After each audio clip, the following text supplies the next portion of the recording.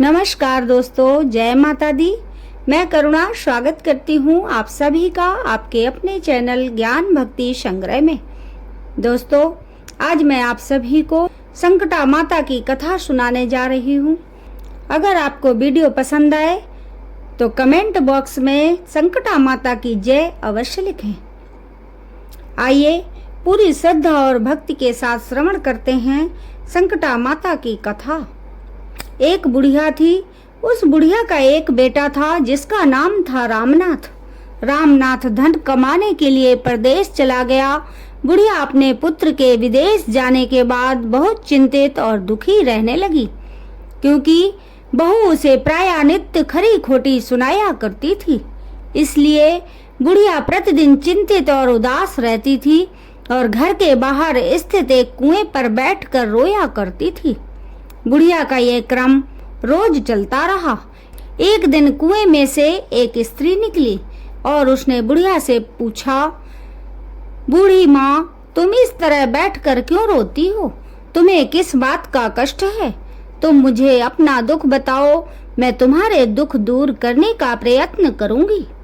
बुढ़िया ने उस स्त्री का प्रश्न सुनकर कुछ भी जवाब नहीं दिया और रोती ही रही।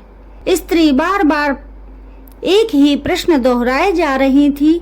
वह बुढ़िया इस बात से झुलझुला उठी और उस बुढ़िया ने उस स्त्री से कहा, तुम मुझे बार बार ऐसा क्यों पूछ रही हो? क्या सचमुच ही तुम मेरा दुख जानकर उसे दूर कर दोगी? बुढ़िया की बात सुनकर उस स्त्री ने उत्तर दिया, मैं अवश्य ही तुम्हारे कष्टों को दूर करने का प्रयत्न करूंगी। बुढ़िया ने उस स्त्री का ऐसा आश्वासन पाकर कहा, मेरा बेटा कमाने के लिए परदेश चला गया है।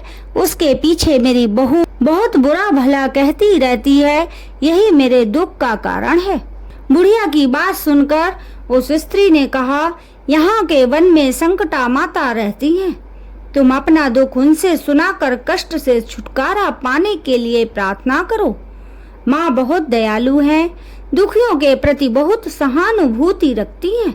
निसंतानों को संतान, निर्धनों को धनवान, निर्बल को बलवान और अभागों को भाग्यवान बनाती हैं। उनकी कृपा से सौभाग्यवती स्त्रियों का सौभाग्य अचल हो जाता है। कुंवारी कन्याओं को अपने इच्छित वर की प्राप्ति होती है। रोगी अपने रोग से मुक्त होते हैं। इसके अलावा जो भी मनोकामना हो वह सभी को पूरा करती हैं। इसमें कोई भी संदेह नहीं है। उस स्त्री से ऐसी विलक्षण बात को सुनकर बुढ़िया संकटा माता के पास गई और उनके चरणों में गिरकर विलाप करने लगी। संकटा माता ने बड़े ही दयालु हो उस बुढ़िया से पूछा, बुढ़िया, तुम किस कारण इतने दुख से बार बार रोती रहती हो? बुढ़िया ने कहा, हे माता, आप तो सब कुछ जानती हो, आपसे कुछ भी तो छिपा नहीं है। आप मेरे दुख को दूर करने का आश्वासन दें तो मैं अपनी दुखद गाथा आपको सुनाऊं। बुढ़िया की बात सुनकर संकटा माता ने कहा, मुझे पहले अपना दुख बताओ। दुखियों का दुख दूर करना ही मेरा काम है। संकटा माता के ऐसा कहने पर बुढ़िया ने कहा, हे माता, मेरा लड़का परदेश चला गया है। उसके घर में ना रहने से मेरी बहू मुझे बहुत तरह तरह की सुनाया करती है। उसकी बातें मुझसे सहन नहीं होती। इसी कारण परेशान होकर मैं बार बार रोया करती हूँ। बुढ़िया की इस दर्द भरी कथा को सुनकर संकटा माता ने कहा, तुम घर जाकर मेरे लिए मन्नत मांगकर मेरी पूजा करो। इससे तुम्हारा लड़का सकुशल घर आ जाएगा। मेरी पूजा के दिन सुहागन स्त्रियों को आमंत्रित कर उन्हें भोजन कराना। ऐसा करने से तुम्हारा लड़का अवश्य ही तुम्हारे पास आ जाएगा। संकटा माता के कहे अनुसार उस बुढ़िया ने मनौती मांगकर पूजा की और सुहागन स्त्रियों को भोजन के लिए आमंत्रित किया। परंतु विचित्र बात यह हुई कि जब बुढ़िया ने स्त्रियों के लिए लड्डू बनाने शुरू किए तो उससे 7 की जगह 8 लड्डू बन गए। इस बात से बुढ़िया बहुत ही असमंजस में पड़ गई। ऐसा होने का क्या कारण है? कहीं मुझसे गिनने में तो गलती नहीं हो गई, अथवा अपने आप 8 लड्डू बन जाने का कोई अन्य कारण है। उसी समय संकटा माता एक वृद्ध स्त्री के रूप में बुढ़िया के सामने प्रकट हुई और बुढ़िया से पूछा, क्यों बुढ़िया, आज तुम्हारे यहाँ कोई उत्सव है क्या? ये सुनकर बुढ़िया बोली, आज मैंने संकटा माता की पूजा की है और सुहागन स्त्रियों को भोजन के लिए आमंत्रित किया है, किंतु जब गिनकर 7 लड्डू बनाती हूँ तो वे लड्डू अपने आप ही 8 बन जाते हैं। मैं इसी बात से चिंता में पड़ गई हूँ। बुढ़िया की बात सुनकर संकटा माता ने कहा, क्या तुमने किसी बुढ़िया को भी आमंत्रित किया है? बुढ़िया कहने लगी, नहीं, मैंने ऐसा नहीं किया, परंतु तुम कौन हो? संकटा माता ने कहा, मैं बुढ़िया हूँ, मुझे ही आमंत्रित कर लो। ऐसा सुनकर बुढ़िया ने उस बुढ़िया रूपधारी संकटा माता को भोजन के लिए आमंत्रित कर लिया। इसके बाद बुढ़िया के घर पर सभी आमंत्रित सुहागनें आ पहुंची और बुढ़िया ने सबको लड्डू तथा अन्य मिठाई आदि का भोजन कराया। इससे संकटा माता उस बुढ़िया पर बहुत प्रसन्न हुई और माता की कृपा से उस बुढ़िया के बेटे के मन में अपनी माता और पत्नी से मिलने की इच्छा उत्पन्न हुई और वह अपने घर के लिए चल दिया। कुछ दिन बीतने के बाद वह बुढ़िया संकटा माता की पूजा कर सुहागनों को भोजन करा रही थी कि किसी ने उसके लड़के के आने की सूचना दी, लेकिन बुढ़िया अपने काम में लगी रही। उसने कहा, लड़के को बैठने दो, मैं सुहागनों को जिमा कर अभी आती हूँ। लड़के की बहू ने पति के आने का समाचार सुना। उसी क्षण पति के स्वागत के लिए तुरंत घर की ओर चल दी। लड़के ने अपनी पत्नी को देखकर मन में सोचा कि मेरी स्त्री मेरे प्रति कितना प्रेम रखती है, जो खबर पाते ही मुझसे मिलने चली आई, परंतु मेरी माँ को मुझ पर जरा भी प्रेम नहीं है। मेरे आने की खबर पाकर भी मेरी माँ मुझसे मिलने नहीं आई। जब पूजा का काम समाप्त हो गया, सभी सुहागनें भोजन करके अपने अपने घर को लौट गईं। बुढ़िया अपने बेटे से मिलने के लिए उसके पास पहुंची। माँ के आने पर लड़के ने पूछा, माँ अब तक कहाँ थी? माँ ने कहा, बेटा, मैंने तुम्हारी कुशलता के लिए संकटा माता से मनौती मांग रखी थी, उसी को पूरा करने के लिए सुहागनें जिमा रही थी। संकटा माता की कृपा से उसका मन अपनी पत्नी से हट गया।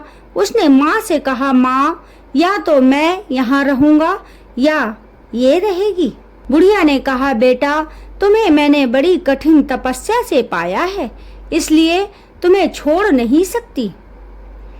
इसलिए चाहे बहू का त्याग भी करना पड़े, मैं कर सकती हूँ।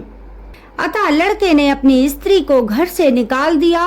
घर से निकलकर बाहर आई तो बहुत दुखी मन से एक पीपल के पेड़ के नीचे बैठकर रोने लगी। एक राजा उधर से जा रहा था। उसे रोता देखकर राजा रुका और पूछा, तुम क्यों रो रही हो? तब उसने अपनी सारी व्यथा राजा को कह सुनाई। राजा ने कहा, आज से तुम मेरी धर्म बहन हो, इसलिए रो मत, मैं तुम्हारे सभी कष्टों को दूर करने का प्रयास करूंगा। यह कहकर राजा उस स्त्री को अपने महल में लेकर आ गया। महल जाकर राजा ने रानी को सारी कथा सुनाई और रानी को कहा, देखो, आज से मेरी ये धर्म बहन है, इसी महल में रहेगी और इसको किसी भी प्रकार का कष्ट नहीं होना चाहिए। राजा के यहाँ पहुंचकर कुछ दिन बाद धर्म से प्रेरित होकर रामनाथ की स्त्री ने भी संकटा माता का व्रत आरंभ किया और संकटा माता के निमित्त सुहागनों को भोजन कराने के लिए आमंत्रित किया। उसने रानी को भी आमंत्रित किया। जब सभी सुहागनें लड्डू खाने लगी तो रानी ने कहा, मुझे तो रबड़ी, मलाई और स्वादिष्ट मिष्ठान ही हजम होते हैं, ये पत्थर समान लड्डू कैसे हजम होंगे? ऐसी अवहेलनापूर्ण बातें कहकर रानी ने लड्डू खाने से मना कर दिया। कुछ समय बाद संकटा माता की कृपा से रामनाथ अपनी पत्नी को खोजते हुए राजा के महल में आया। अपनी पत्नी को संकटा माता की पूजा करते हुए देखा तो संकटा माता को हाथ जोड़कर प्रणाम किया और अपनी पत्नी से कहा, प्रिय, मेरे अपराध को क्षमा करो। पत्नी ने कहा, नाथ, यह सब प्रारब्ध से ही होता है, इसमें आपका कोई दोष नहीं है। आप मेरे ईश्वर रूप हो, मेरे अपराध को क्षमा करें। यह कहकर दोनों ने विधि पूर्वक संकटा माता की व्रत कथा सुनी, संकटा माता की पूजा की। पूजा को समाप्त कर सुहागनों को जिमाकर दोनों पति पत्नी अपने घर की ओर प्रस्थान के लिए तैयार हुए। जाते समय रामनाथ की स्त्री ने राजा रानी से कहा, जब मुझ पर दुख पड़ा था तो आप लोगों ने धर्म बहन बनाकर मुझे आश्रय दिया था। यदि आपको किसी भी तरह की सहायता की आवश्यकता हो तो मेरी कुटिया में निसंकोच चले आना। ऐसा कहकर दोनों पति पत्नी अपने घर चले आए। संकटा माता के प्रसाद का निरादर करने के कारण रानी पर भारी संकट आ पड़ा। रामनाथ की बहू के जाते ही उनका राजपाट नष्ट हो गया। ऐसी विपत्ति में पड़कर रानी ने राजा से कहा, ना जाने वह तुम्हारी धर्म बहन कैसी थी, उसके यहाँ से जाते ही सब कुछ नष्ट हो गया। रानी ने राजा से कहा, जाते समय वह कह कर गई थी कि जब मेरे पर कष्ट पड़ा था तब मैं तुम्हारे यहाँ आई और कदाचित तुम्हारे ऊपर कोई भी कष्ट पड़े तो तुम मेरे घर चले आना। इसीलिए हम लोगों को उसके यहाँ ही चलना चाहिए। ऐसा विचार कर राजा रानी दोनों ही अपनी धर्म बहन के घर गए। वहां जाकर रानी ने कहा, बहन तुम्हारे जाते ही ऐसा क्या हो गया कि हमारी सारी संपत्ति नष्ट हो गई। हम लोग बहुत परेशानी में पड़े हुए हैं।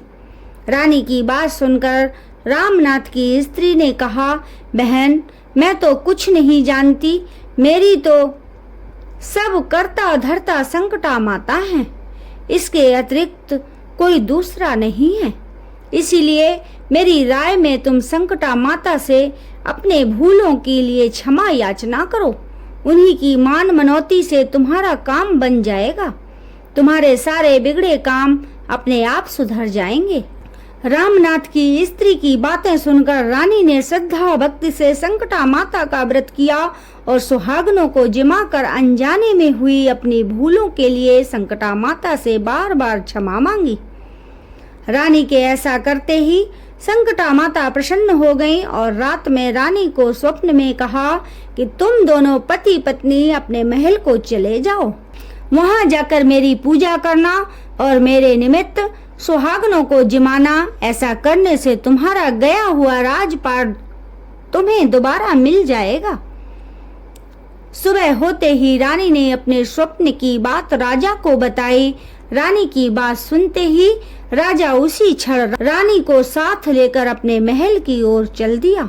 महल में आने के बाद राजा रानी ने संकटा माता के कहे अनुसार पूर्ण भक्ति भाव से माता संकटा की पूजा की और सुहागनों को भोजन कराया। ऐसा करने से उनका बिगड़ा हुआ सारा समय सुधर गया और सारा राजपाट उन्हें वापस मिल गया और वह पहले की तरह राज्य को भोगने लगे। बोलो संकटा माता की जय।